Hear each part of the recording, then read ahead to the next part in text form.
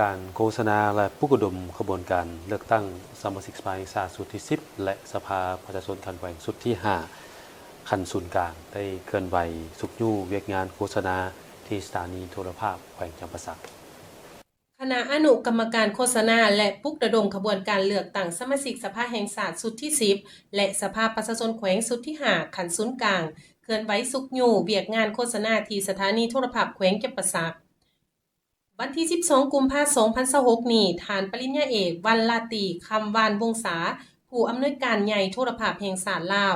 คณะอนุกรรมการโฆษณาและปลุกระดมขบวนการเลือกตั้งสมาชิกสภาแห่งชาติครั้งที่ 10 และสภาประชาชนแขวงครั้งที่ 5 คันศูนย์กลางพร้อมคณะเคลื่อนไหวสุกยู่เวียกงานโฆษณาที่สถานีโทรภาพแขวงจำปาสักโดยการต้อนรับของทานประดิษฐ์วรรณรัศมีคณะประจำพรรคแขวงหัวหน้าคณะโฆษณาอุปมแขวงทั้งเป็นหัวหน้าอนุกรรมการโฆษณาเวียกงานเลือกตั้งสมาชิกสภาแห่งชาติสุดที่ 10 และสภาประชาชนแขวงสุดที่ 5 ท่านธนงไส้คันธาวดีห้องผู้อำนวยการโทรภาพแขวงจำปาสักได้กล่าวต้อนรับพร้อมทั้งรายงานสภาพการจัดตั้งปฏิบัติหน้าที่วิชาเฉพาะของสื่อโทรภาพก็คือเวียกงานข่าวสารการโฆษณาหับใส่บัตรเลือกตั้งสมาชิกสภาแห่งชาติครั้งที่ 10 และสภาประชาชนแขวงครั้งที่ 5 โดยได้รับการสุกยู่และสีน้ำจากหัวหน้าอนุกรรมการโฆษณาเวียกงานเลือกตั้งสมาชิกสภาแห่งชาติสุดที่ 10 และสมาชิกสภาประชาชนแขวงสุดที่ 5 ขันแขวง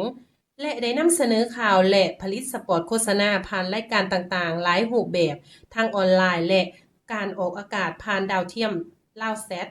และได้นำเสนอข่าวและผลิตสปอตโฆษณาผ่านรายการต่างๆหลายรูปแบบทางออนไลน์และออกอากาศผ่านดาวเทียมลาวแซตมาแต่ต้นเดือนมังกร2026เป็นต้นมาเพื่อสร้างความรับรู้และเข้าใจให้พ่อแม่ประชาชนพลเมืองลาวทุกคนผู้ที่มีอายุ18 ปีขึ้นมาใส่สิทธิ์เลือกตั้งโดยรับประกันได้400ส่วนห้อยโอกาสนี้ท่านปริญญาเอกวันลาตีคำวานวงศา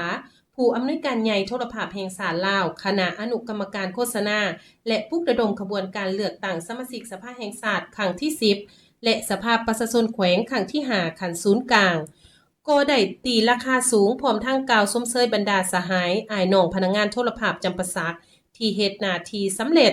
ก็คือการออกอากาศบ่ว่าจะเป็นข่าวและรายการมีหลายรูปแบบสีสันพร้อมทางรับประกันความว่องไวและทันเหตุการณ์นำอีกด้วยท่านผู้ชมพูด